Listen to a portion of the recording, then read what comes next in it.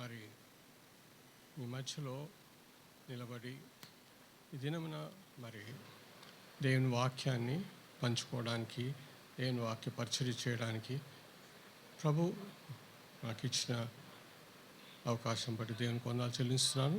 అలాగే ఇక్కడ బ్రదర్ ఉదయ్, వారి యొక్క సిస్టర్ శారా గారు, వారి యొక్క మదర్ గారు, దేవమణి అక్క గారిని నేను సంబోధిస్తుంటాను. వారు మరి ఈ యొక్క సాయంకాల సమయంలో మరి వాక్య పరిచయం చేయాలన్నట్టు మరి రిక్వెస్ట్ చేశారు. మరి దేవుని కృప చేత మీ మధ్యలో రావడానికి అనుకూలపరిచినందుకు వందములు. మరి ఎనివే నేను కొద్దిగా ఆలస్యంగా వచ్చాను, మరి క్షమించాలి.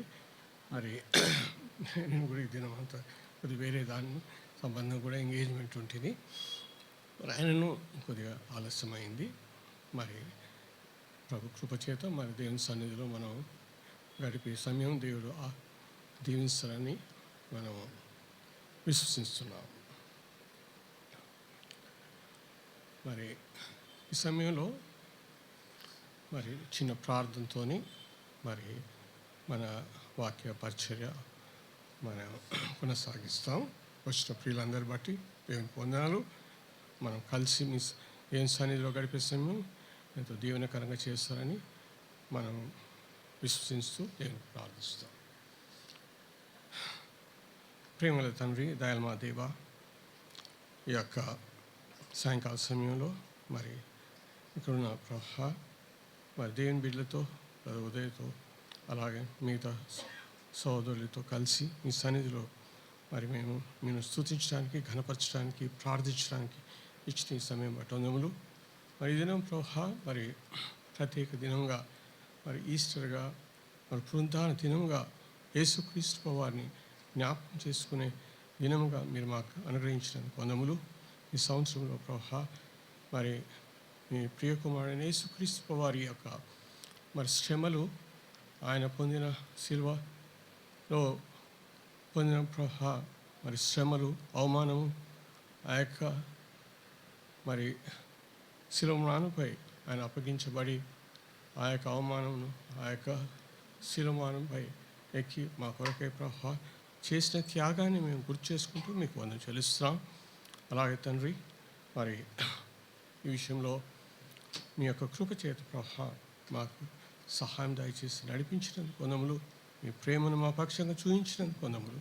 అంతేకాదు తండ్రి, మీరు శిలువలో మీ యొక్క ప్రాణాన్ని అప్పగించి నా దేవా, నా దేవా, నా చేయండి విడిచి అని చెప్పి, అలాగే నా ప్రాణం మీకు అప్పగిస్తున్నానని మరి తండ్రి అయిన దేవుడైన యెహోవాకు అప్పగించిన మాటలు బట్టి గుర్తు చేసుకుంటున్నాం. అలాగే సమాధి చేయబడి మరి తిరిగి మూడవ దినం తిరిగి ఉదయం లేచి, పునరుద్ధరణ లేచి అనేకులకు దేవుని బిడ్డ కనబడి మరి ప్రభా వారితో మరి ప్రభా ప్రోత్సహించి చెప్పిన మాటలన్నిటి కొరకై మీకు వందములు.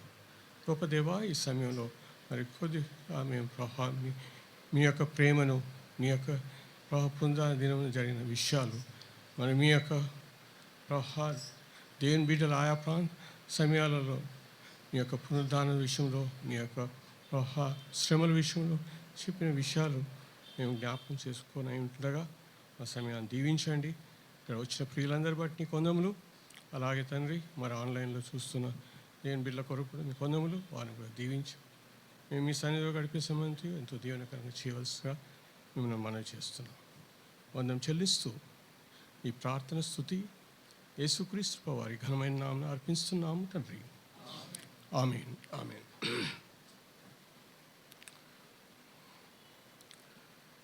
మరి మనం దేవుని వాక్యంలో నుంచి చదివిన తర్వాత మరి నేను కొద్ది మాటలు పంచుకోవాలని కూర్చున్నాను.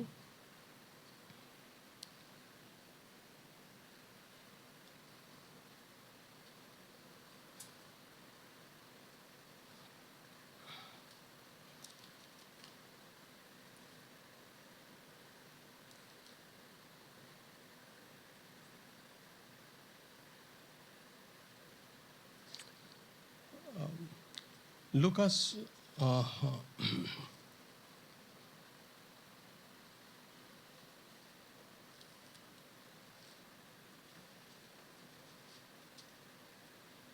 లూకా సువార్తలో నుంచి 24వ అధ్యాయము మరి మొదటి నుంచి 12వ వచనం వరకు మార్చి చదువుకుందాము. మరి ఎవరైనా తెలుగులో చదవాల్సిందిగా కోరుచున్నాను. మరి ఆదివారం తెల్లవారుచుండగా ఆ స్త్రీలు తాము సిద్ధపరిచిన సుగంధ ద్రవ్యములను తీసుకొని సమాధి వద్దకు వచ్చి సమాధి ముందర ఉండిన రాయి తరలింపబడి చూసి లోపలికి ప్రభువైన యేసు దేహం వారికి కనబడలేదు.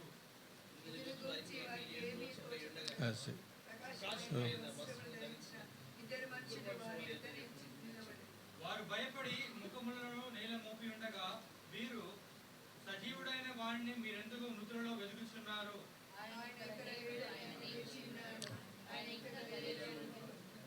మనిషి కుమారుడు పాపిష్ఠులైన మనుషుల చేతికి అప్పగింపబడి సిలువ వేయబడి 3వ దినమందు లేపబడి ఉన్నదని ఆయన మీతో చెప్పిన మాట జ్ఞాపకం చేసుకోండి వారితో అనేది అంటూ 12 వరకు చదువుతాము. 10వ వచనం. అయితే పేతురు లేచి సమాధి యొద్దకు పరిగెత్తుకొని పోయి వంగి చూడగా నార బట్టలు మాత్రము విడిగా కనబడెను. అతడు జరిగిన దాడిని గూర్చి ఆశ్చర్యపరచు ఇంటికి వెళ్ళెను.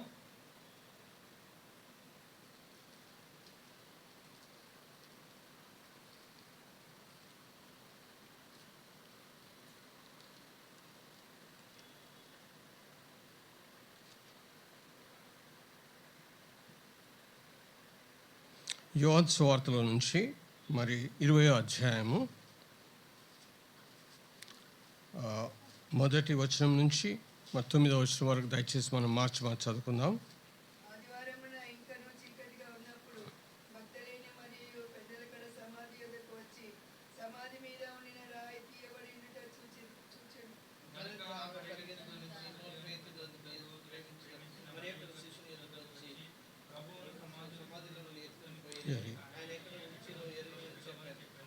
కాబట్టి పేతురు ఆ శిష్యులను బయలుదేరి సమాధి యొద్దకు వచ్చిరి. వారిద్దరిని కూడి పరిగెత్తుచుండగా ఆ శిష్యుడు పేతురు కంటే త్వరగా పరిగెత్తి ముందుగా సమాధిలోకి వచ్చి వంగి నారబట్టలు పడియుండుట చూచెను గాని అతడు సమాధిలో ప్రవేశింపలేదు. అనగా సీమోను పేతురు అతని వెంబడి వచ్చి సమాధిలో ప్రవేశించి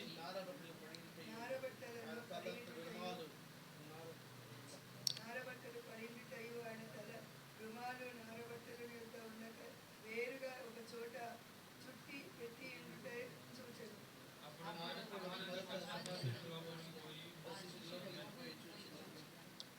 ఆయన మృతులలో నుండి లేచుట అగత్యము లేఖనము వారింకను గ్రహింపలేదు.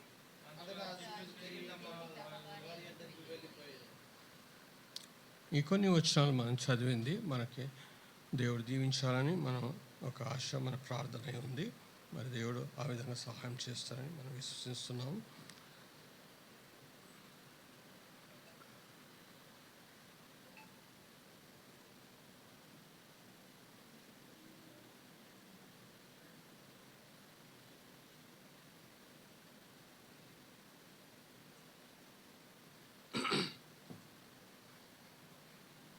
ఓకే, ప్రియమైన దేవుని బిడ్డలారా, మరి మన వాక్యంలో పోకముందు 1-2 విషయాలు నేను చెప్పాలని అనుకుంటున్నాను.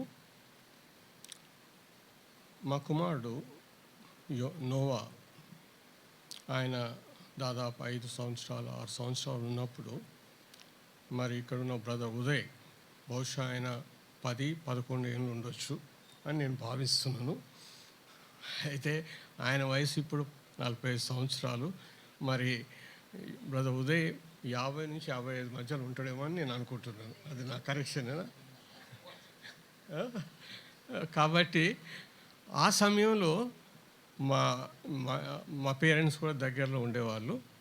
అయితే ఆ సమయంలో మరి ఆ ఏజ్లో బ్రదర్ ఉదయ్ గారు వచ్చి ఆ ఇంటికి మా చిన్నని మా కుమారుని తీసుకెళ్ళి వచ్చి మరి సండే స్కూల్లో ఆయన పాల్గొనమన్నట్టు ఎంకరేజ్ చేసేవారు. రెగ్యులర్గా వచ్చి ఆదివారం నాడు వాళ్ళకు వాక్య ధ్యానం చేసి వాళ్ళని నేర్పించిన సందర్భాన్ని నేను గుర్తు చేసుకుంటాను.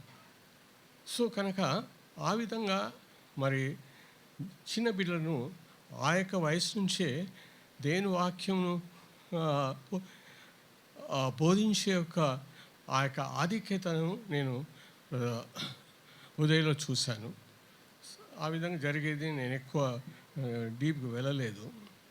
అయితే ఈ మధ్యలో మరి మా కుమారుడు ఏదో ఆయన బయట ఉంటాడు, ఆయన ఒక కాన్ఫరెన్స్ ప్రేయర్ మీట్లో, ఇంటర్నేషనల్ ప్రేయర్ మీట్లో ఆయన కూడా నేను పార్టిసిపేట్ చేస్తున్న డాడీ, అయితే నేను సాక్ష్యం ఇస్తున్నాను కనుక మీరు వీలైతే దాంట్లో కూడా మీరు పార్టిసిపేట్ కండి అన్నట్టు చెప్తుంది. అయితే ఆయన సాక్ష్యములో ఒక మాట చెప్తుంది ఏమంటే, నేను దాదాపు 14 సంవత్సరాలు ఉన్నప్పుడు మరి హెబ్రోన్లో మరి ఒక దేవుని సేవకుని యొక్క మీటింగ్లో నేను రక్షించబడ్డాను. అది యోహాను సువార్త 15వ అధ్యాయంలో నుంచి ఆయన చెప్తున్నప్పుడు ఆ యొక్క భాగం నుంచి నేను ఒప్పించబడ్డాను. నేను ఆ విధంగా దేవుని యందు విశ్వాసం ఉంచాను, రక్షణలోకి వచ్చాను అని చెప్పుట నేను ఫస్ట్ టైం విన్నాను. ఈ మధ్యలోనే ఆయన ఆ యొక్క మీట్లో ఆయన మాట్లాడుతున్నప్పుడు. తర్వాత ఆయన ఇంకోటి కూడా చెప్పాడు. ఆయన కొద్దిగా ఈ యొక్క సంవత్సరంలో మరి ఫిబ్రవరి మాసంలో కొద్దిగా బాగాలేకుండే దేవుడు ఆయనను మరి సమయానుకూలంగా ట్రీట్మెంట్ దయచేసి ఆయన బాగుపరిచాడు. ఆయన ట్రీట్మెంట్లో ఉన్నాడు, కానీ దేవుడు సహాయం చేసి ప్రమాదం నుంచి తప్పించి దేవుడు ఆయనకు మరి కొద్దిగా రెస్ట్ ఇచ్చి మరి ఇంప్రూవ్మెంట్ అవుతున్నట్టు చెప్తూ ఉండే. అయితే నా మనసులో ఏమనిపించిందంటే, మరి చిన్న ప్రాయం నుంచి నో డౌట్ ఇక్కడ మరి సండే స్కూల్లో పార్టిసిపేట్ చేయడం కారణాన అలాగా అతడు హెబ్రోన్ చిన్నప్పటి నుంచి వచ్చేవాళ్ళు. మరి వేరే చాలా మటుకు అక్కడికి ఆ సండే స్కూల్లో వచ్చి నేర్చుకునేవాడు. అవన్నీ సిద్ధపరిచి మరి ఆయన 14 సంవత్సరాలు సమయంలో దేవునిలోకి వచ్చినట్టు ఆయన మరి జ్ఞాపకం చేస్తూ ఆ యొక్క మీట్లో ఆయన చెప్పిన విషయాన్ని విన్న తర్వాత దేవునికి నేను వందనాలు చెల్లించాను.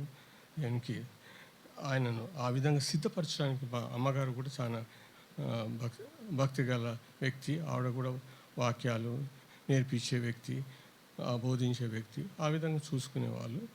మరి ఈ యొక్క సండే స్కూల్ ద్వారా ఇంటి దగ్గర ఉండే వాక్యపరిచయ, కుటుంబ ప్రార్థన కారణాన, అలాగే సండే స్కూల్ కారణాన మన చిన్న బిడ్డలు ప్రిపేర్ అయ్యి ఆయన దేవుని సమయంలో మరి ఆయన విశ్వసించే యొక్క కృపను దేవుడు దయచేసినట్టు నేను గమనించాను. కనుక మన చిన్న బిడ్డలకు మనం బోధించేది అది వారి యొక్క మనసును సిద్ధపరుస్తుంది, దేవుని యందు విశ్వాసం ఉంచడానికి కూడా సహాయం చేస్తున్నట్టు గ్రహించాను. సో దాని కారణాన ఈ సమయంలో ఉదయం కూడా నేను మరి కృతజ్ఞతలు తెలపాలని కోరుచున్నాను, ఆయన కోరుచున్నాను.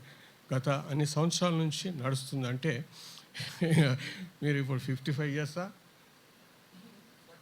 45, ఆయన 45, ఈయన 45, అంటే దాదాపు సేమ్ ఏజ్ లెక్కన ఉన్నది. కానీ ఇతడు సండే స్కూల్ చేసేవాడు. సో మరి ఆల్మోస్ట్ ఈక్వల్ ఏజ్ లెక్క ఉన్నది, ఎందుకంటే ఆయన ఏజ్ కూడా 45. సో కనుక ఆ విధంగా చేయడం అనేది గొప్ప విషయము. మరి దేవుని పొందాలు మరి ఆ విధంగా సిద్ధపరచడం, ఒక దాదాపు సమకాలికులు వయసులో ఉండే వ్యక్తులు ఇతరులను ప్రోత్సహించడం కారణం దేవునిలోకి రావడం, దేవుని వాక్యంలో పెరగడం అనేది గొప్ప విషయం. ఇది రెండోది. మరి ఇక్కడున్న మరి దేవుని అక్క గారు, మరి నేను అక్కగారిని సంబోధిస్తున్నానని చెప్పాను ఆల్రెడీ. అయితే మేమే ప్రతి ఆదివారం సాయంకాలం ప్రార్థనలో కూడుతుంటాం ఆన్లైన్లో. మరి దేవుని అక్క గారు కూడా కొన్నాళ్ళ నుంచి మాతో పాటు దాదాపు మేము 7 సంవత్సరాల నుంచి ఆ విధంగా కూడుతున్నాము. కరోనా సమయం నుంచి సాయంకాలం దాదాపు ఒక 9:30, 10 నుంచి దాదాపు 1 గంట 2 గంటల వరకు నడుస్తుంది. ఇది 7వ సంవత్సరం మేము కంటిన్యూ చేసేది. అందులో కొన్ని సంవత్సరాల కింద ఒక సంవత్సరం 2 సంవత్సరాల నుంచి మరి దేవమని అక్క గారు వారి కుమార్తె సారమ్మ కూడా జాయిన్ అవుతూ ప్రేయర్లు ఆయా విషయాల కొరకు ప్రార్థన చేయమని రిక్వెస్ట్ చేసేవారు. ఆ మధ్యలో మనకు తెలిసిన ప్రకారంగా దేవమని అక్కగారు కొద్దిగా బాగాలేకుండే ప్రభు ఆవిడను మరి చాలా బాగుపరిచారు. ఆవిడ స్వస్థపరిచి ఈ యొక్క కూడికి కూడా రాగలుగుతుంది. దేవునికి వందనాలు చెల్లిస్తున్నాం. అలాగే వాళ్ళ పెద్దక్క గారు ఏమిటి సారమ్మ కూడా మరి వారి పెద్దక్క గారు వాళ్ళ బావగారు కూడా కొద్దిగా బాగాలేకుండా ఉండే, కానీ ఇప్పుడు వారు కూడా కొద్దిగా ఆరోగ్యం మెరుగుపరచబడినట్టు చెప్పబడుతుంది. కనుక దేవునికి వందనాలు చెల్లిస్తున్నాం. కనుక మన ప్రార్థనలు ట్రీట్మెంట్ రెండు తీసుకునేది కారణాన మన యొక్క ఆరోగ్యం కూడా మెరుగుపడుతుంది అన్నట్టు మనం గమనిస్తున్నాం. ఒక్కోసారి బలహీన పరిస్థితుల నుంచి కూడా దేవుడు చేస్తాడు. సో కనుక మన యొక్క ప్రార్థన సహాయము, మన యొక్క ప్రార్థనలు, దేవుని బిడ్డ యొక్క ప్రార్థనలు బలపరిచి మన శక్తివంతంగా చేసి ఆశీర్వదిస్తాయి అన్నట్టు మనం గుర్తు చేసుకుంటున్నాం. సో కనుక మనం ఒక్కొక్కరిగా మనం చూస్తే దేవుడు మనల్ని బలపరుస్తూ నడిపించాడు ఇంతవరకు. మరి మీలో కొద్దిమంది నాకు తెలుసు, కొద్దిమంది తెలియదు. బట్ ప్రభునామంలో మరి మీ అందరికి శుభములు. మరి మనం వాక్యంలో వెళ్దాం. మరి ఈ యొక్క విషయాన్ని మరి మన అందరికీ తెలుసు. ఈ యొక్క పునరుత్థాన దినం అనేది యేసుక్రీస్తు వారు సంబంధంగా ఆయన మరి సమాధి చేయబడిన తర్వాత లేచిన దినమని, మరి యేసుక్రీస్తు వారు ఆయన పునరుద్ధరణై లేచిన విషయాన్ని మనం దాదాపు అందరం ఎరుగుదాం. అయితే ఒక విధంగా మనం ఆలోచిస్తే మరి ఎందుకు, ఏ కారణం వల్ల ఆయన లేచాడు అంటే మరి ఆయనకు ఆధారం ఉన్నదని మనకు ఆలోచిస్తే మనకు అది కూడా తెలుసు. ఏమంటే తండ్రి అయిన దేవుడు ఆయన లేపినట్టు దేవుని వాక్యం మనకు గుర్తు చేస్తుంది. ఆ విధంగా ఆయన శక్తితోని మరి యేసుక్రీస్తు వారు లేచినట్టు మనం గుర్తు చేసుకుంటాం. మరి పునరుద్ధానం అనే మాట వచ్చేసరికి మనం గుర్తు చేసుకుంటే దేవుని వాక్యంలో మరి ఆయా సందర్భాల్లో మరి కొద్దిమంది లేచినట్టు మనకు తెలుసు. మనం ఒక ఉదాహరణగా చెప్పాలనుకుంటే మనకి ఎన్నో కొద్దిమంది తెలుసు. మరి ఏలియా యొక్క షూనేమిరాలి యొక్క కుమారుని విషయం తెలుసు, ఆయన లేపబడినట్టు మనకు తెలుసు. అలాగే లాజర్ విషయం అయితే మనకు అందరికీ తెలుసు, యాయి కుమార్తె. ఈ విధంగా కొద్దిమంది లేపబడినట్టు మనకు తెలుసు.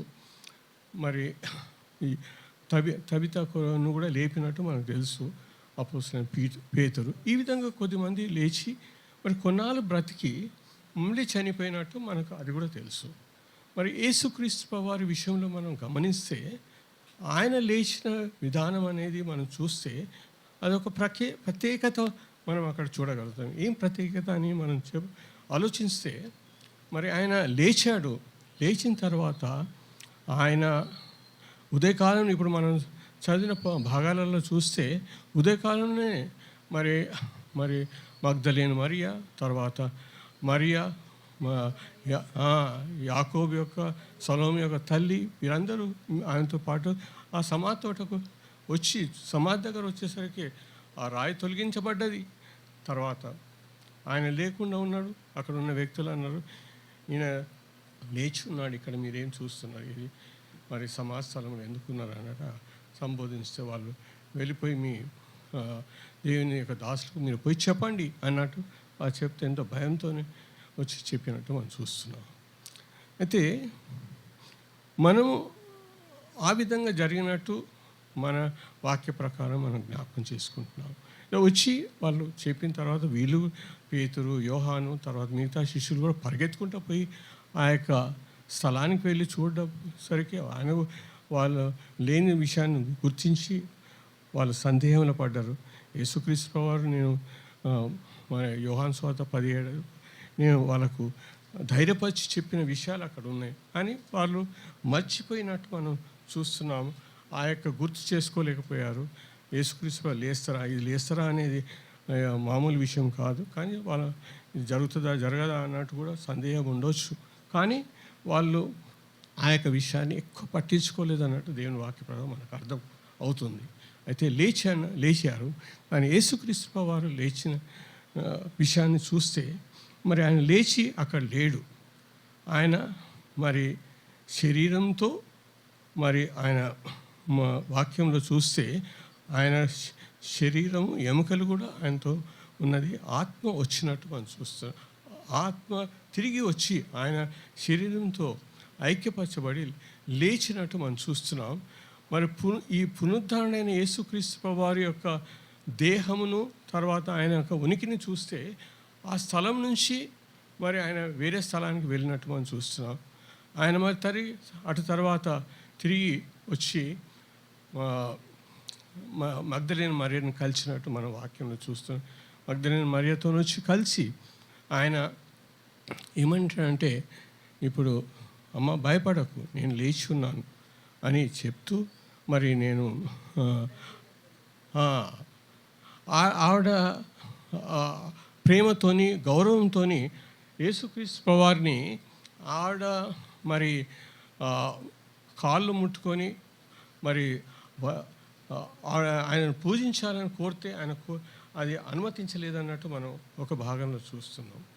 నేను తండ్రి దగ్గర పోవాలి, మీ దేవుణ్ణి నా దేవుని దగ్గరికి వెళ్ళాలి అని చెప్పి మరి అక్కడ అది అనుమతించకుండా ఆయన భయపడవద్దు, మిగతా వారికి చెప్పండి, వాళ్ళు మళ్ళీ గల్లియ ప్రాంతానికి వస్తే నేను వాళ్ళని కలుస్తాను అని ఆ మాట చెప్పమని అతను చెప్పినట్టు దేవుని వాక్యంలో మనం గమనిస్తున్నాం.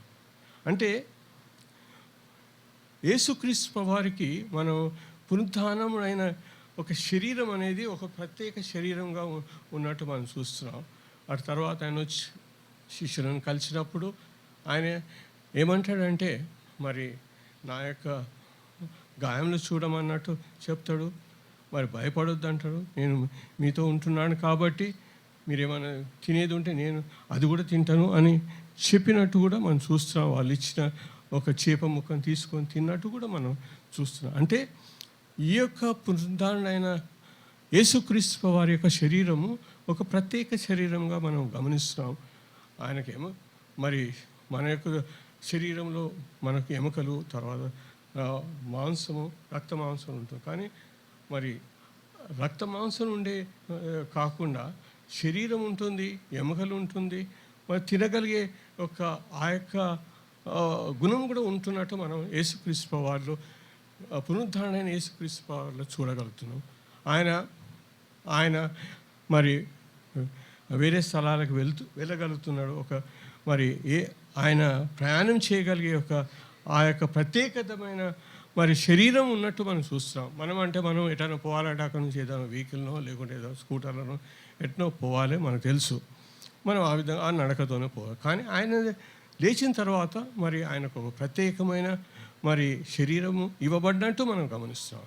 ఇది యేసుక్రీస్తు వారు మరి లేచిన తర్వాత ఆయనకుండే ప్రత్యేకత శరీరం అన్నట్టు మనం గమనిస్తున్నాం. అదే ఒక విధంగా చూస్తే ఎవరెవరు లేపబడి ఉన్నారో ఆ యొక్క వ్యక్తుల యొక్క శరీరం చూస్తే మామూలు శరీరమే. దేవుడు ఆ యొక్క యేసుక్రీస్తు వారు కానీ తర్వాత ఆ యొక్క భక్తులు కానీ ఆయనకు ప్రార్థన చేసినప్పుడు వారు లేచి మళ్ళీ కొన్నాళ్ళు ఉండి జీవించి మళ్ళీ మరణించినట్టు మనం చూస్తున్నాం. ఇది కూడా పునరుద్ధానం అంటాం. కానీ ఇది ఒక మరి మనం చెప్పాలనుకుంటే ఈ యొక్క వ్యక్తుల యొక్క పునరుద్ధానం అనేది తాత్కాలికమైన పునరుద్ధానం అని మనం చెప్పడానికి సందేహం లేదు. ఇదేమో శాశ్వతమైన పునరుద్ధానము, శాశ్వతమైన మార్పు ఉన్న శరీరాన్ని మనకు గుర్తు చేస్తున్నట్టు మనం గమనిస్తాం. సో కనుక యేసుక్రీస్తు వారి యొక్క పునరుద్ధానం అనేది ఆయనలో మనం చూసినప్పుడు ఇది ఒక ప్రత్యేక పునరుద్ధానము, ప్రత్యేక శరీరము ఆయనకు ఇవ్వబడ్డది అన్నట్టు మనం చూస్తున్నాం. మరి ఈ విధంగా పునరుద్ధానానికి కారణం ఏదని చూస్తే ఎన్నో మనం చూడొచ్చు. మరి ఆ కారణాలు అనేది ఒక ఇంపార్టెంట్ కారణం ఏమున్నదంటే యెహోవా దేవుడు ఆయన లేపినట్టు మనం చూస్తున్నాం. రెండోది ఆయనలో ఏమాత్రం పాపం లేకున్నట్టు మనం చూస్తున్నాం. ఆయన శిలువ వేయబడ్డాడు మన కొరకు, ఆయన రక్తం కార్చాడు. రక్తం కార్చ 7 మాటలు ఆ శిలువపై మాట్లాడిన సంగతి మనకు తెలుసు. నా దేవా నా చెయ్యి ఎందుకు విడిచితివి అని చెప్పినట్టు ఆ యొక్క విషయాలు ఉన్నాయి. ఇంకా మిగతా 6 మాటలు కూడా ఉన్నాయి. అందులో నా ఆత్మను నీకు అప్పగించుతున్నానని చెప్పిన మాట కూడా మనకు తెలుసు. ఇది సమాప్తమైంది. మరి ఈ ఆత్మ యెహోవా దేవునికి అర్పించింది. మరి ఆయన లేచినప్పుడు ఆ ఆత్మ మరి దేవుని దగ్గర నుంచి వచ్చి ఆ యొక్క శరీరంలో సంయుక్తమై మరి ఇక నూతన వ్యక్తి చేత ఆయన లేపబడినట్టు మనం గమనిస్తున్నాం. ఇది మనం ప్రత్యేకమైన ఆయన యొక్క పునరుత్థాన శరీరం విషయం ఇప్పుడే మాట్లాడుకున్నాం. అయితే ఈ ఆత్మ ఆయనలో వచ్చి ఆ విధంగా ఆయన ఒక ప్రత్యేకమైన వ్యక్తిగా, ప్రత్యేకమైన జీవించి ఉన్న పునరుత్థానుడైన యేసుక్రీస్తు ప్రభువారుగా మనం చూస్తున్నాం. ఇది దేవుని చేత చేయబడ్డది. మరి ఆయన ఈ విధంగా లేవడానికి యెహోవా దేవుడే కారణమని దేవుని వాక్యం మనం గుర్తు చేస్తుంది. అంతేకాకుండా మరి ఇంకా ఎన్నో సంగతులు ఉన్నాయి. కానీ అందులో కొన్ని సంగతులు మనం జ్ఞాపకం చేసుకుంటే మరి మనం ఆది పితరులైన మరి ఆదాం అవ్వలు యొక్క విషయాన్ని మనం వస్తే మనం ఆది కాండంలో 3:15 వచనం చూస్తే అది మనకెంతో పరిచయమైన వచనంగా ఉంటుంది. అక్కడ మరి మన ఆది పితరులు ఎవరైనా దయచేసి యోహాను మరి నీకును స్త్రీకిని నీ సంతానమునకును ఆమె సంతానముకు వైరం కలుగజేయును, అది నీ తల మీద కొట్టును, నీవు దానిని మడమ మీద కొట్టుదు అని చెప్పెను. ఇక్కడ మడమ మీద కొట్టుతుంది అని సాతాను చెప్తుంది. తర్వాత మరి స్త్రీ యొక్క సంతానమైన యేసుక్రీస్తు వారు ఆ యొక్క సర్పం యొక్క తల మీద ఆయన పాదం చేత ఒత్తబడుతుంది అన్నట్టు మనం చూస్తున్నాం. అంటే చంపబడుతున్నట్టు వారు శక్తిహీనంగా చేస్తున్నట్టు మనం గమనిస్తున్నాం. అయితే ఈ యొక్క వచనం చూస్తే మనము మరి యెహోవా దేవుడు ఆయన మన ఆది పితరులను అతడు పడిపోయినప్పుడు వారి దగ్గరకు వచ్చి వారితో మాట్లాడిన తర్వాత ఈ మాటలు చెప్పే విషయం మనం గుర్తు చేసుకుంటున్నాం. ఈ యొక్క మాట చెప్పి ఆయన ఒక ధైర్యాన్ని ఇస్తున్నాడు. ఏమంటే నీ యొక్క ద్వారా ఈ యొక్క మరి తప్పు జరిగింది, అయితే నీ సంతానం నుంచే నేను ఈ యొక్క సర్పము యొక్క ప్రేరేపణ అనేది సాతాను మరి తల చితికించేస్తానని చెప్పిన ఆ మాటను మరి మనం అనేక భక్తుల ద్వారా మనం చూస్తున్నాం. ఆ భక్తుడు మోషే భక్తుడు ఏమిటి, ఆయన చెప్పాడు ఇట్లా ఒక నా వల్లనే మరి ఒక ప్రవక్త వస్తాడని. అలాగే మరి ఇంకా ముందుకు వస్తే కీర్తనలో దావీదు రాజు కూడా ఆయన శరీరం కుళ్ళు పట్టనీయడన్నట్టు దేవుని వాక్యం జ్ఞాపకం చేయబడుతుంది. మరి ఇంకా యెషయా దగ్గరికి వచ్చేసరికి 53వ అధ్యాయంలో వచ్చేసరికి ఆయన అక్కడ సిలువలో ఆయన ఏ విధంగా శ్రమ పడతాడో అవన్నీ డీటెయిల్స్ రాయబడినట్టు మనకు తెలుసు. ఆయన మన పాపముల కొరకు, మన అపరాధముల కొరకు ఆయన శిక్షించబడి చేస్తాడన్నట్టు మనం ఆ యొక్క ప్రవచనంలో మనం గుర్తు చేసుకుంటున్నాం. మరి అలాగే ఇంకా ముందుకు వస్తే యేసుక్రీస్తు వారు కూడా ఆయన ఈ భూలోకంలో వచ్చినప్పుడు మరి శిష్యులతోని ఆయన ప్రజలతో నుంచి కూడా చెప్పాడు, నేను ఈ యొక్క గుడిని, ఈ యొక్క మందిరాన్ని మీరు పడగొట్టండి, నేను 3 దినాలలో లేపుతానని చెప్పాడు. అంతేకాకుండా మరి శిష్యులతో మాట్లాడుతున్నప్పుడు ఆయన చెప్పాడు, ధైర్యపరచుకొని మీరు దుఃఖపడకండి, నేను మీతో. అది యోహాను సువార్త 17వ అధ్యాయం 16వ అధ్యాయంలో మనం చూడగలుగుతున్నాం. అక్కడ ఆయన ప్రోత్సహిస్తూ మాట్లాడుతున్నాను, నేను ఇప్పుడు వెళ్తున్నానని మీరు దిగులు పడే అవకాశం ఉంది, కాబట్టి మీరు దిగులు పడవద్దు, నేను మరీ తిరిగి లేస్తానని వారికి అభయం ఇచ్చి మీరు ధైర్యంగా ఉండండి. వాళ్ళెంతో దుఃఖంగా మా నాయకుడు, మా యొక్క దేవుడు యేసుక్రీస్తు వారు ఆయన ఇప్పుడు మాతో నుంచి వెళ్ళిపోతున్నాడు, కాబట్టి వాళ్ళెంతో చింతతో ఉండే ఆయన ఆ శిరమ్రాన్పై పస్కా దినం వెళ్ళి మరి ఆయన అర్పించబడిన ఉన్న సమయంలో కనుక వారిని ధైర్యపరిచి మరి ఆయన మరి నేను తిరిగి లేస్తానని చెప్పిన మాటను చెప్పి అటు తర్వాత ఆయన అప్పగించబడినట్టు మనం చూస్తున్నాం. మరి ఆ విధంగా ఇవన్నీ నెరవేర్చబడుతూ యేసుక్రీస్తు వారు ఆయన చనిపోయి మరి 3వ దినం తిరిగి లేచినట్టు మనం ఈ వాగ్దానాన్ని పూర్తి చేయడానికి మరి ఆయన వచ్చి చేసినట్టు మనం చూస్తున్నాం. కనుక యేసుక్రీస్తు వారు ఆయన లేచిన విషయాన్ని మనం గమనిస్తే మరి మన ఆది పితరుల యొక్క సమయం నుంచి యెహోవా దేవుడు వాగ్దానం చేసింది ఆయన నెరవేర్పు చేయడానికి, ఆయన ఆ యొక్క మాటను నెరవేర్చడానికి, మనను దీవించడానికి, మనం ఆ యొక్క ఆది పితరులు చేసిన పాపం వల్ల మనకు మరణం వచ్చినట్టు మనకు తెలుసు.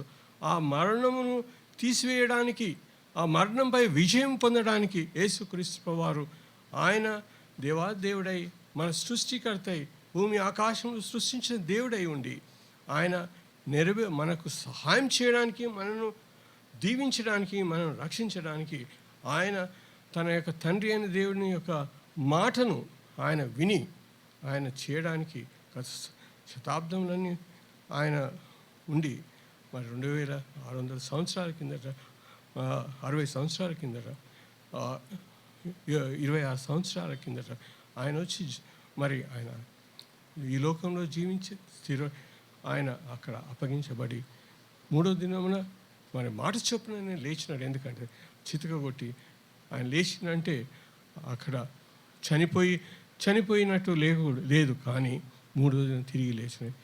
సో కనుక మరి ఇతరుల మనుషుల వలె మరి తిరిగి చనిపోయిన విషయం లేదు. ఆయన తిరిగి లేచి ఆయన అనేకులు కనబడి దేవుని శిష్యులు కనబడి మరి వారిని అభయంతో వారు దీవించినట్టు మనం చూస్తున్నాం. కనుక ఈ విధంగా యేసుక్రీస్తు వారు ఆయన లేచి అనేకులకు మరి దీవెనకరంగా చేసి ఉన్నాడని మనం చూస్తున్నాం. కనుక మరి ఆయన ఈ విధంగా ఈ యొక్క వాగ్దానాలు నెరవేర్చే దేవుడుగా ఉంటున్నట్టు మనం గమనిస్తున్నాం.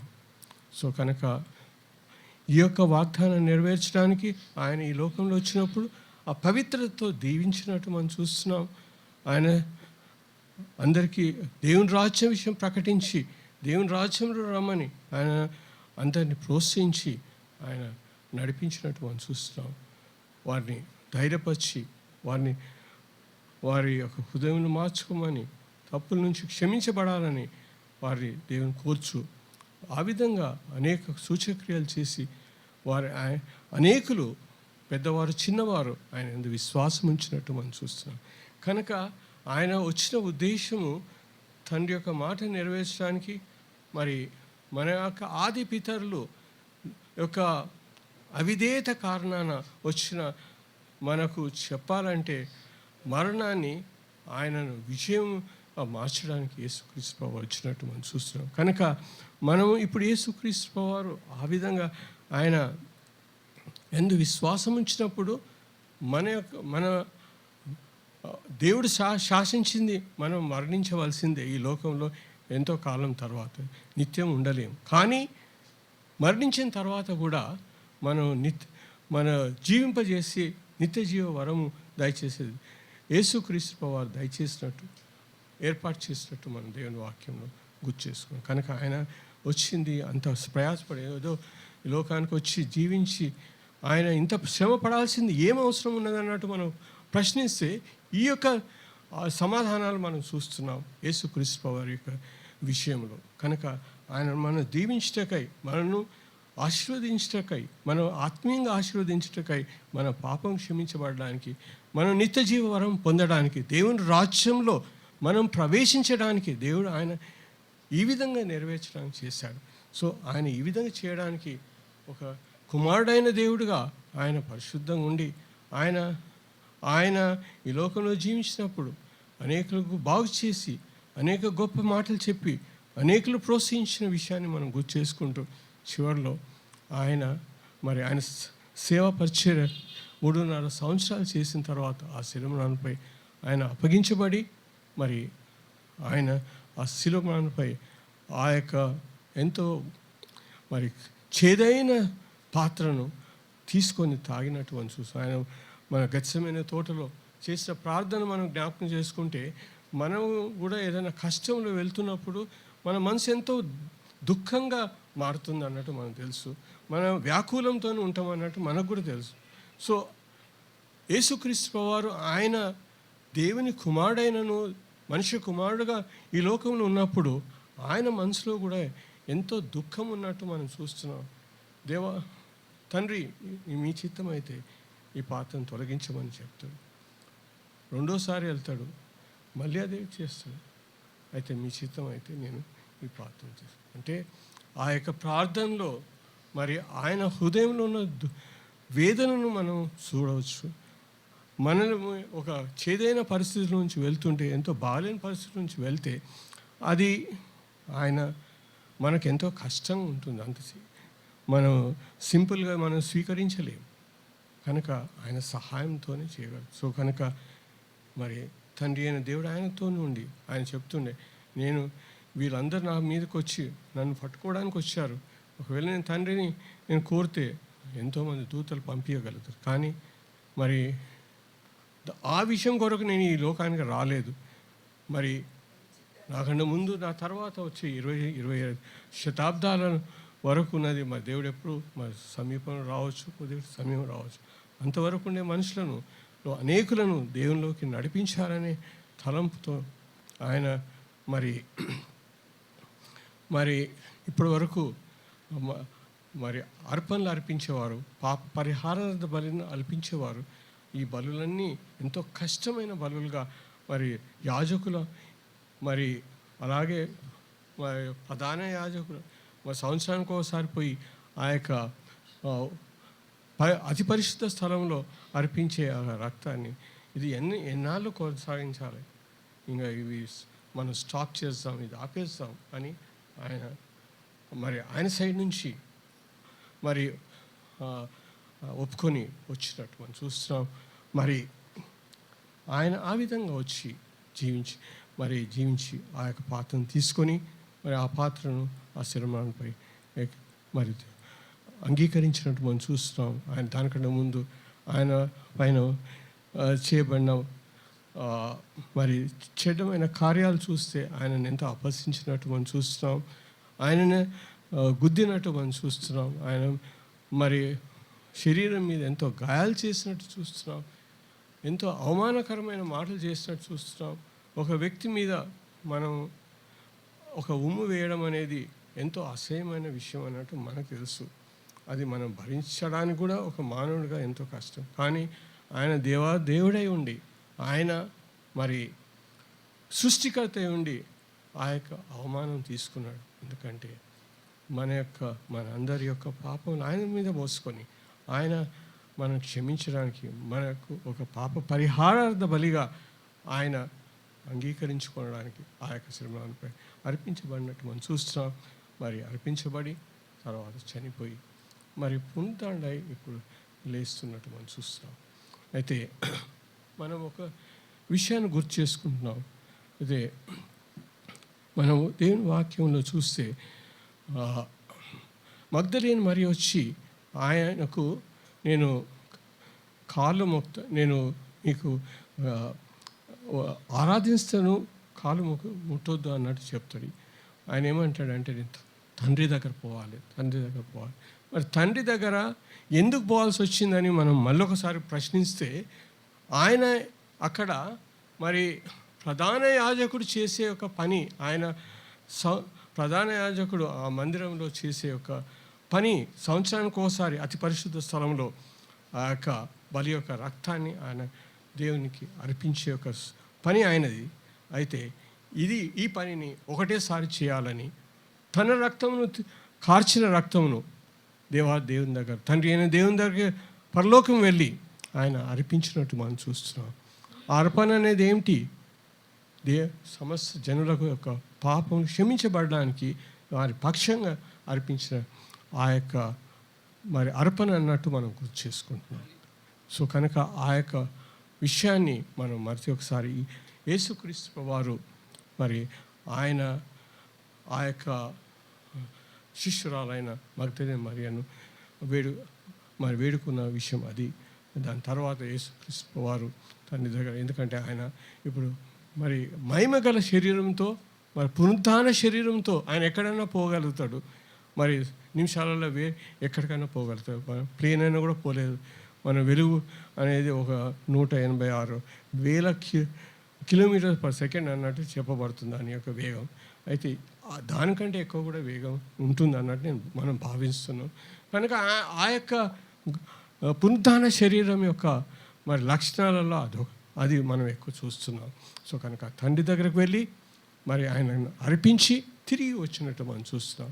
మరి కొద్ది సమయం తర్వాత మళ్ళీ ఆయన వచ్చినప్పుడు మరి ఆ యొక్క తోట దగ్గర శిష్యులు కలిసినప్పుడు ఆ యొక్క మరి మగ్దలేని మరి ఏమి ఇంకా మిగతా మరి తర్వాత వేరే వారు అక్కడ ఉండి ఆయన పాదం ముట్టుకున్నప్పుడు ఆయన ఆ యొక్క పూజించడానికి అనుమతించినట్టు మనం చూస్తాం. అంటే ఈ యొక్క వ్యవధిలోనే ఆయన పోయి అక్కడ అర్పించినట్టు మనం చూస్తున్నాం, తిరిగి వచ్చినట్టు. అయితే ఆయన స్వీకరించి తర్వాత వాళ్ళని అంగీకరించినట్టు మనం గమనిస్తున్నాం. ఈ యొక్క కార్యం చేత ఆయన పూజించబడినట్టు మనం చూస్తున్నాం. సో కనుక ఆయన ఆ విధంగా చేసినట్టు మనం చూస్తున్నాం. మరి మనం గమనిస్తే మరి పూజించిన తర్వాత చెప్తాడేమంటే శిష్యులను గలిలయ ప్రాంతానికి ఏ స్థలంలో వెళ్ళాలనో అక్కడికి వెళ్ళి వారు కూడమని చెప్పండి, నేను సాయంకాలం కలుస్తానన్నట్టు అన్నాడు. అయితే ఆ యొక్క గలిలయ అనేది మరి భూగోళ శాస్త్ర ప్రకారంగా దాదాపు 3 కిలోమీటర్లు యెరూషలేము నుంచి ఉంటుంది అన్నట్టు చెప్పబడుతుంది. కనుక వాళ్ళందరూ అక్కడ ఏ స్థలంలో కూడమని యేసుక్రీస్తు వారు చెప్పి ఉన్నారో అక్కడ వెళ్ళి వారు కూడినట్టు మనం గమనిస్తున్నాం. వారు కూడి సాయంకాలం మళ్ళీ వారి దగ్గరకు వెళ్ళి మరి వారితో కలిసి నా సమాధానం, భయపడొద్దు, నేను నీ సమాధానం ఇస్తున్నాను, సమాధానం పీస్ బి అంటూ యూ అని చెప్తున్నాను, సమాధానం మీకు కలుగును గాక అన్నట్టు యేసుక్రీస్తు వారు అభయం ఇచ్చి ఆ సమాధానంతో వాళ్ళ హృదయంలో ఎంతో భయం ఉన్నది. ఎందుకంటే యూదులు వారిని వ్యతిరేకిస్తున్న సమయం అన్నట్టు మనకు తెలుసు. అలాగే యేసుక్రీస్తు వారి శిష్యులని కూడా వారికి తెలుసు. వారు అక్కడ ఉన్న యూదుల నాయకులు ఏమిటి, మరి పరిసయ్యులు ఏమిటి, వీరందరినీ శిక్షించాలని కూర్చున్నట్టు మనకు తెలుసు. అయితే అలాంటి పరిస్థితుల్లో వారిని ధైర్యపరిచి వారిని మరి అటు తర్వాత మీరు ఈ యొక్క విషయాన్ని మీరు వేరే వారికి ప్రకటించండి, ఈ స్వార్థను ప్రకటించమన్నట్టు వారు ఆదేశించారు. అయితే పరిశుద్ధాత్మ దేవుని వచ్చిన తర్వాత మీరు ఈ స్వార్థను ప్రకటించమని వారిని ఆదేశించినట్టు మనం చూస్తున్నాం. కనుక నేను ఒక సమాధానకర్తను మీకు పంపిస్తాను, ఆ సమాధానకర్త వచ్చిన తర్వాత మీరు వెళ్ళి ఈ యేసుక్రీస్తు వారి యొక్క రక్షణ స్వార్థను ప్రకటించి వారిని బాప్తిసం ఇచ్చి దేవునిలోకి నడిపించమని వారిని హెచ్చరించినట్టు మనం చూస్తున్నాం. ఈ విధంగా వారిని చేసి మొదటిసారి ఆ విధంగా చేయడం అయింది. ఆ టైంలో మనకు తెలుసు, మొదటిసారి యేసుక్రీస్తు వారు ఆ యొక్క శిష్యులతో సాయంకాలం చేసిన తర్వాత మరి తోమా వారితో లేడు. తోమా లేనప్పుడు ఆ యొక్క విషయాన్ని మన యోహాను సువార్తలో మరి లూకా సువార్తలో మనం చదివినాం. అయితే ఉన్నది ఆ యొక్క భాగాల తర్వాత ఈ యొక్క విషయాలు ఉన్నాయి, మనం చదివిన భాగాల తర్వాత. అయితే వాళ్ళను మరి ఆ రెండోసారి ఒక వారం తర్వాత మళ్ళీ వచ్చినట్టు మనం చూస్తున్నాం. అప్పుడు తోమాకు దానికంటే ముందు మేము యేసుక్రీస్తు ప్రభువుని చూసాము, లేచి ఉన్నాడు, వారితో పాటు ఉన్నాడు అని చెప్తే నేను ఆయన చేతిని ముట్టి తర్వాత ఆయన గాయం పక్కలో ఉన్నది నేను నా యొక్క వేళ్ళు పెట్టి చూసిన తర్వాత నేను నమ్ముతానని వారితో చెప్తే, సరే ఆ యొక్క ఆయనకుండే ప్రశ్నను మరి నిరూపించడానికి యేసుక్రీస్తు వారు మరి యొక్క మరుసటి వారం అదే స్థలంలో వచ్చినట్టు మనం చూసి అప్పుడు మరి తోమా వారితో పాటు ఉన్నట్టు మనం గమనిస్తున్నాం. ఆ ఉన్నట్టు గమనిస్తూ ఆ యొక్క విషయాన్ని మరి ఆయన ఉన్నప్పుడు మళ్ళీ యేసుక్రీస్తు వారు వచ్చి మరి వారిని కలిసి మరి తోమాను పిలిచి, ఇదో అయ్యా నువ్వు నమ్మలేదు కదా, నా చేయి చూడు అన్నాడు. చేతిని చూపించి అంటే ఆ యొక్క మార్క్స్ అనేవి ఆ యొక్క చిహ్నాలు ఉన్నాయి అన్నట్టు అక్కడ గమనిస్తున్నాం. యేసుక్రీస్తు శరీరంలో మరి ఆ సిలువ వేసిన చిహ్నాలు ఇక్కడ కాళ్ళకు ఉన్నాయి, బల్లం పోటు పక్కన ఉన్నది చూడు అని ఆయన చెప్పిన తర్వాత ఆయన మరి అవి ఆయన వ్రేళ్లతోని ముట్టి ఆయన మరి సమర్థించుకున్నట్టు చూస్తున్నాము. నా ప్రభువా నా దేవా అని ఆయన ముట్టిన తర్వాత యేసుక్రీస్తును సంబోధిస్తూ ఆయనను మొక్కినట్టు ఆయనను విశ్వసించినట్టు మనం చూస్తాం. కనుక మరి అప్పుడు ఆయన ప్రభువుగా ఆయన దేవుడుగా అంగీకరించినట్టు మనం చూస్తున్నాం. అయితే యేసుక్రీస్తు వారిని చూసి విశ్వసించినాం, చూడకుండా విశ్వాసం ఎంతో ధన్యులు అన్నట్టు చెప్పాం. సో మనలో ఇక్కడ అనేకులు దేవుని యందు విశ్వాసం ఉంచిన వ్యక్తులు ఉన్నట్టు నేను విశ్వసిస్తున్నాను. అయితే కొద్దిమంది ఒకవేళ విశ్వసించిన వారు ఉండొచ్చు. అయితే యేసుక్రీస్తు వారు ఆయన నిజంగా లేచినాడని దేవుని వాక్యం నుంచి మనం గుర్తు చేసుకుంటున్నాం. మరి చారిత్రికంగా కూడా మనం చూస్తున్నాం. సమాధి ఇప్పుడు కూడా ఉన్నది, సమాధిలో ఏ వ్యక్తి లేడు, ఆయనకు కళేబరం కూడా లేదు, ఆయన కళేబరం ఉండడానికి కూడా వీలు లేదు, ఎందుకంటే ఆయన లేచి అనేకులు కనబడ్డాడు. సో మరి ఆయన వచ్చినట్టు కూడా చరిత్ర మన క్యాలెండర్స్ కూడా చూపిస్తుంది. ఎస్ వచ్చినాడని, ఆ ఏ సంవత్సరం ఉన్నాడో చెప్పబడుతుంది. ఆయన జన్మించింది మరి 4 ADలో జన్మించినట్టు చెప్పబడుతుంది చరిత్ర ప్రకారం. సో కనుక ఇప్పుడు ఆయన ఈ విధంగా మరి వచ్చి జీవించి గత సంవత్సరాలంతలో అనేకులను దేవుని నడిపించిన విశ్వాస జీవితం ఉన్నారు. సో కనుక ఆ విశ్వాస జీవితాన్ని మనం కొనసాగించాలని మనం కోరపడుతున్నాం. కనుక ఈ విధంగా మరి యేసుక్రీస్తు వారు వారిని ధైర్యపరిచి నడిపించినట్టు మనం చూస్తాం. మరి మొదటి దినము ఇది 2వ వారము తోమాతో జరిగిన విషయం. అయితే మరి ఆయన పునరుద్ధాన దినముననే మరి సాయంకాలం మనకు తెలుసు ఒక 2 వ్యక్తులు ఎమ్మాయిస్కు వెళ్తూ ఉండే. ఆ ఎమ్మాయిస్కు వెళ్తూ ఉన్నప్పుడు వారితోని మరి వారు నడుస్తూ వెళ్తున్నప్పుడు ఆ యొక్క వ్యక్తులతోని మరి కలిసి మాట్లాడినట్టు మనం చూస్తున్నాం. కలిసి మాట్లాడి మరి వారితో ఇంకో ప్రయాణికుడిగా వెళ్ళినట్టు మనం దేవుని వాక్యంలో చూడగలుగుతాం. అది యోహాను సువార్తలో మనం మన 2వ భాగంలో చూస్తాం.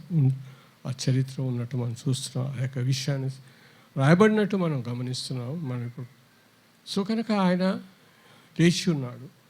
కనుక ఆ విధంగా వారితో మాట్లాడుతూ మరి మీరు ఎంతో దుఃఖంగా ఉన్నారు, ఏం సంగతి అని వాళ్ళతో అడిగినప్పుడు, మీకు తెలియదా ఎక్కడ ఒక యేసు ప్రభు అని యేసుక్రీస్తు గారు అని వచ్చి ఆయన ఒక గొప్ప ప్రవక్త, గొప్ప మరి ఆయన అనేక సూచక్రియలు చేశాడు. మాటల ద్వారానేమిటి, క్రియల ద్వారా కూడా ఎంతో ఎక్కువ సూచనలు చేశాడే అని వారు మాట్లాడుకుంటూ ఆయన ఇజ్రాయేల్ ప్రజలను రక్షిస్తున్నట్టు మేము విశ్వసించాము.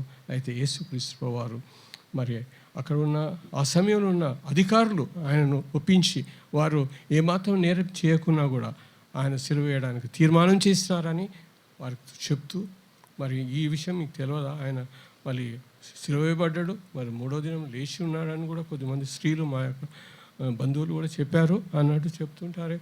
ఈ మోషేలో ప్రవక్తలు ప్రవక్తలలో ఏమిటి ఆయన విషయం చెప్పబడి ఉందే కదా, మీరు ఏమి అంతగానో చదవలేదా అన్నట్టు వాళ్ళని బోధిస్తున్నట్టు మనం చూస్తున్నాం.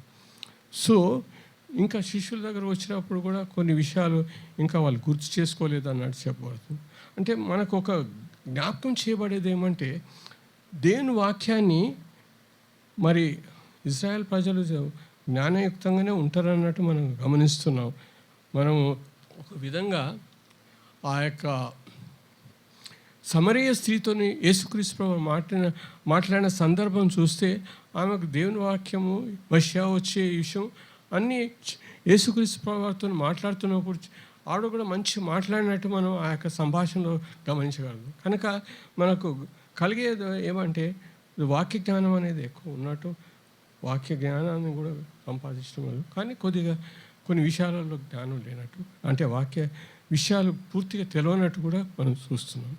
కనుక మరి దేవుని బిడ్డలుగా మనం వాక్య ధ్యానం చేసి వాక్యాన్ని కూడా ఎంతో తెలుసుకునేది ఎంతో అవసరం అన్నట్టు మనం ఈ యొక్క సంభాషణ ద్వారా మనకు జ్ఞాపకం. ఎందుకంటే వాళ్ళు యేసుక్రీస్తు వారిని మోసే విషయము, వాళ్ళ తర్వాత యెషయా విషయము, తర్వాత మిగతా మరి దేవుని భక్తులు చెప్పిన మాటలు దేవుని వాక్యంలో ఆయన గమనించి చెప్తున్నప్పుడు వారిని జ్ఞాపకం చేస్తుంది. కొన్ని విషయాలలో వారికి తెలియకపోవచ్చు. సో కనుక ఆ విధంగా మనం ఆ యొక్క సంభాషణలో గమనిస్తున్నాం. మనకేం పాఠం అంటే, మనం దేవుని బిడ్డగా ఎరిగిన వారు దేవుని వాక్యాన్ని కూడా మనం పఠించి దేవుని వాక్యం యొక్క సమయం ఇచ్చి ప్రార్థనతో పాటు మనం చేస్తున్నాం. కానీ ఇంకా వీలైనంత వరకు మనకు అనుకూల సమయం ఉన్నప్పుడు చేయాలన్నట్టు మనం కోరబడతాం. తద్వారా మనం దేవుని వాక్యాన్ని ఇంకా గ్రహించలాగా మనం చేయాలని మనం కోరబడుతున్నాం. కనుక ఆ విధంగా దేవుడు సహాయం చేయాలని కోరుచు. సో ఈ విధంగా మరి ఆయన కొనసాగించినట్టు మనం చూస్తున్నాం. సో ఇది ఈ విధంగా యేసుక్రీస్తు వారు ఆయన మొదటి దినమున రెండో చెప్పిన తర్వాత మరి వారిని ఈ యొక్క పునరుద్ధానం అయిన తర్వాత తన శిష్యులను ధైర్యపరిచి ప్రోత్సహించిన సందర్భాలు మనం గుర్తు చేసుకుంటాం. చివరిలోకి వచ్చిన తర్వాత యేసుక్రీస్తు వారు వారిని కలిసి మరి ఇప్పుడు మీరు ఈ సువార్తను ప్రకటించండి, బూదిగంతముల వాళ్ళకి వెళ్ళండి, ఈ యొక్క గొప్ప మరి ప్రేమను మీరు ప్రకటించండి. వారు మారు మనసు పొందినప్పుడు మీరు బాప్తిస్మం ఇవ్వండి, మీరు వారిని దేవునిలోకి నడిపించండి, ఈ యొక్క కార్యం మీరు కొనసాగించాలని వారు హెచ్చరించినట్టు మనం చూస్తున్నాం. అయితే ఆ యొక్క మాటను దేవుని సేవకులైన ఆ యొక్క మొదటి శతాబ్దం నుండే ఆ యొక్క యేసుక్రీస్తు శిష్యులు మరి వారి విషయం చెప్పాలంటే 11 మంది శిష్యులు ఎవరు ఉన్నారో వారందరూ ఆయా దేశాలకు వెళ్ళి మన యొక్క ప్రపంచంలో మరి వారు దేవుని స్వార్థను అందించి వారు హతసాక్షులుగా మారినట్టు చరిత్ర చెబుతుంది. ప్రతి ఒక్క 11 మరి హతసాక్షులు 11 మందిలో ఒకరు కారు. ఎవరంటే యోహాను ఆయన హతసాక్షి కాడు. కానీ మిగతా వారు, ఎందుకంటే యోహాను ఆయన పద్మజీవిలో ఉంటాడు, నార్మల్ చనిపోయినట్టు. మిగతా వాళ్ళందరూ హతసాక్షులుగా మారినట్టు మనకు చెప్పబడుతుంది. వారు వెళ్ళి దేవుని స్వార్థ చేసినట్టు మనం చూస్తున్నాం. కనుక వారు చేసింది ప్రతి ఒక్క దేశంలో ఆ యొక్క స్వార్థ చేత అనేకులు దేవునిలోకి నడిపించబడ్డారు. కొద్దిమంది నమ్మని వారు ఉన్నారు. మరి ఆ యొక్క స్వార్థను మిగతా వారు శిష్యులుగా వారు కూడా కొనసాగించినట్టు మనం చూస్తున్నాం. ఈ యొక్క స్వార్థను ఇంతవరకు నడిపించినట్టు మనం చూస్తున్నాం. మరి ఈ ప్రాంతంలో మరి అనేక దేవుని మిషనరీస్ వచ్చారు, దేవుని భక్తులు వచ్చారు. వారితో పాటు మరి బ్రదర్ భక్సింగ్ గారు కూడా వచ్చినట్టు మనకు తెలుసు. ఆయన కూడా ఎంతో గొప్ప సేవ చేసి మరి ఆయన అనేకులను దేవుని యొక్క వాక్యంలో నడిపించారు, అనేకులు దీవించబడ్డారు. అందులో మనలో అనేక మంది ఆయన యొక్క బోధల కారణాన, ఆయన యొక్క సేవా కారణాన దేవునిలోకి రావడానికి దేవుడు కృప దయచేశాడు, నడిపించాడు. సో కనుక మరి ఆయన కూడా అనేకులను ప్రోత్సహించి దేవుని సేవకులు ఈ యొక్క స్వార్థను కొనసాగించాలని కోరుచున్నాడు. మరి వ్యతిరేకత ఉన్నను అనేకులు దేవుని యొక్క వాక్యాన్ని ప్రకటించడానికి దేవుడు కృప దయచేస్తున్నాం. కొంతమంది ఎంతో ఎదిరింపులు వింటున్నాం, బట్ ఆయనను ఎంతో ఓర్పుతో చేసే వ్యక్తులుగా ఉన్నట్టు మనం చూస్తున్నాం. కనుక ఆ విధంగా ఈ పరిస్థితుల్లో అయినా కూడా మనం కొనసాగించాలని కోరబడుతున్నాం. ఆ విధంగా దేవుని యొక్క సువార్తను అందరికి ప్రకటించిన తర్వాత మరి తిరిగి యేసుక్రీస్తు ప్రభువారు లేచినారు, మరి తిరిగి రానై ఉన్నాడు. కాబట్టి ఆ రానై ఉన్నప్పుడు ఆయన ఎందు విశ్వాసం ఉంచిన బిడ్డలు, ఆ పరిశుద్ధత లో ఉండే వ్యక్తులను మరి యేసుక్రీస్తు ప్రభువారు ఆయన ప్రాయశ్చిత్త బలిగా అర్పించబడినాడు. అయితే ఆ యొక్క బలి యొక్క రక్తం చేత ఆయన యొక్క రక్తం చేత కడగబడుచు పరిశుద్ధంగా జీవించడానికి ప్రయాసం చేత దేవుని యొక్క సహాయం చేత నడిపించబడడానికి కొనసాగించేవారు. ఆయన వచ్చినప్పుడు తిరిగి మరి ఒకవేళ మనం జీవించి ఉంటే ఆయనతో మరి ఆయన దగ్గర వెళ్ళగలుగుతాం. ఒకవేళ చనిపోతే మరి మనం లేపబడతాము. మనం దాని ప్రకారంగా మరి మొదటి తెస్సలోనికీయుల 4వ అధ్యాయంలో మనం చూస్తే ఆయన విశ్వాసం ఉన్న బిడ్డలు తిరిగి లేస్తారు అన్నట్టు కూడా చెప్పబడుతుంది. కనుక ఆ విశ్వాసంలో మనం దేవుని బిడ్డలుగా ఆయనను స్వీకరించిన వారంగా బలపరచబడి నడిపించబడాలని కోరబడుతున్నాం. ఆ విధంగా దేవుడు మన అందరికీ సహాయం చేయాలని మనం కోరుచున్నాం. అయితే మన యొక్క పరలోక తండ్రి మనం దీవించుటకై యేసుక్రీస్తు ప్రభువారిని ఆయన వాగ్దానం చేసిన రీతిగా మనం ఆది పితరులకు ఆయన వాగ్దానం చేశాడు, ఆ వాగ్దానం నెరవేర్చాడు. అయితే ఇప్పుడు నేను మరి మన యొక్క పరలోక తండ్రి అడుగుతున్నాడు, నేను ఇంత చేశాను, నా కుమారుని సైతం ఇచ్చాడు, నా కుమారుని కంటే ఇంకెక్కువ ఏం విలువగలది అన్నట్టు ఆయన మన జ్ఞాపకం చేస్తూ, మరి మీరు ఏం చేస్తారు, మీరు ఏ విధంగా మరి స్పందిస్తారు, మీరు ఈ యొక్క ప్రేమను పొందిన తర్వాత మీరు కృతజ్ఞతగా ఉంటున్నారు, అది ఓకే. అయితే మరి ఆ కృతజ్ఞత నడిచే యొక్క వ్యక్తులుగా ఉండాలి. రెండోది, ఇంకా ఆ యొక్క ప్రేమను ఎరగని వారైతే మరి దేవుని యందు విశ్వాసం ఉంచాలని ఆయన రక్తం కాచాడు, ఆయనను అడిగితే దేవుడు కడుగుతాడు, దేవుని బిడ్డగా చేస్తాడని దేవుని యొక్క వాక్యాన్ని నుంచి మనం గుర్తు చేసుకుంటాం. ఈ యొక్క సందర్భంలో మరి ఆయన మరి ఒకవేళ నీకు సమాధానం లేకపోతే, ఒకవేళ నీకు మరణం అంటే భయం ఉంటే, మరి ఆయన ఏమంటున్నాడంటే మరి యోహాను సువార్త 14:27 చూస్తే, నా సమాధానం మీకు ఇస్తున్నాను, శాంతి మీకు, అది దేవుని ఇచ్చు లోకం ఇచ్చే సమాధానం కాదు. కనుక ఆయన ఇచ్చే పరలోక సమాధానం మీ హృదయాన్ని ఇవ్వగలుగుతాడు. మీ హృదయంలో పాపం క్షమించడానికి ఆయన రక్తం ఉన్నది, ఆయన కడిగి శుద్ధి చేసి నీకు సమాధానం దయచేసి నిత్య జీవ వరం దయచేసి నీ పేరును జీవగ్రంథంలో రాసి ఆయన దీవిస్తారన్నట్టు జ్ఞాపకం చేస్తూ దీవించాలనుకోవచ్చు. సో కనుక ప్రియమైన దేవుని బిడ్డలారా, మరి మనము దేవుని యందు విశ్వాసం ఉంచిన వాళ్ళం, మరి విశ్వాసంలో కొనసాగించబడాలని ఈ యొక్క పునరుద్ధాన దినంలో మరొకసారి మనం జ్ఞాపకం చేయబడుచున్నాం. అలాగే ఎవరు ఇంకా దేవుని యందు విశ్వాసంగా లేనివారు విశ్వాసంలో రావాలని కోరబడుచున్నాం. మరి దేవుని యొక్క వాక్యంలో నుంచి మనం ఆ విషయాలు మనం గుర్తు చేసుకున్నాం. కనుక ఆయన వాగ్దానాన్ని పూర్తి చేసిన దేవుడే అంటారు. యేసుక్రీస్తు ప్రభువారు ఆ తండ్రి అయిన దేవుడు వాగ్దానం మన ఆదిపితరులు చేసింది, ఆయన దానికి ఎంతో విధేయుడై వచ్చి ఉన్నాడు. ఆయన ఈ లోకంలో 33.5 సంవత్సరాలు జీవించినాడు, పరిశుద్ధంగా ఉన్నాడు, అనేకులకు దేవుని వాక్యం సెలవిచ్చి దేవుని వాక్యం ప్రకటించారు, అనేకులు దేవుని యందు విశ్వాసం ఉంచు, అనేక గొప్ప సూచక్రియలు చేశాడు, గొప్ప కార్యాలు చేశాడు, అనేకులు బాగుపరిచాడు. చివరిలో అనేకులకు దేవునికి మరి గొప్ప కార్యాలు చేసిన తర్వాత అసూయ చేత ఆయన రాజుగా ఉన్నను రాజుగా చేయబడాలని అనేక గొప్ప కార్యాలు చేశారు. కొద్దిమంది ఆయనను వ్యతిరేకించి ఈర్ష్యపుతోని మరి ఆయనను ఆ శిరముపై ఎక్కించడానికి ఏర్పాటు చేశారు. ఆ విధంగా కూడా ఆయన ఏమాత్రం కూడా ఆయన ఆయన రాజు అన్నట్టు చెప్పాడు, కానీ వాళ్ళు ఎన్నో ఆరోపణలు చేశారు, కానీ దాన్ని ఆయన వ్యతిరేకరించలేదు. ఆయన ఒకవేళ వ్యతిరేకిస్తే వాళ్ళు సిలువేయబడేవారు కాదేమో, కానీ మరి ఆయన మౌనంగా ఉన్నట్టు మనం చూస్తున్నాం. ఆయన ఎన్నో ఆరోపణలు చేశారు, వాళ్ళ ఈర్ష్యపై. సో కనుక ఆ శిలువను ఎక్కించారు. తర్వాత పునరుద్ధానం అనేది ఎప్పుడు వస్తుందంటే చనిపోయినప్పుడు వస్తుంది, లేకపోతే పునరుద్ధానం ఎక్కడి నుంచి వస్తుంది? సో చనిపోయి ఆయన లేచినట్టు మనం చూస్తున్నాం, లేచి విజయం చూపిస్తుంది.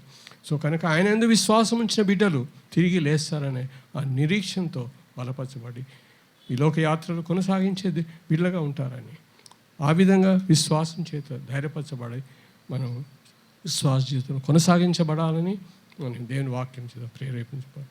అలాగే ఈ యొక్క విశ్వాసం లేని కొద్దిమంది ఉంటే దేవుని యందు విశ్వాసం ఉంచాలని కోరబడుచు. మరి ఈ యొక్క మాటలు దీంతో ఇక్కడ ముగించాలని కోరుచున్నాను. దేవుడు ఈ వాక్యాన్ని దీవించాలని కోరుచున్నాను.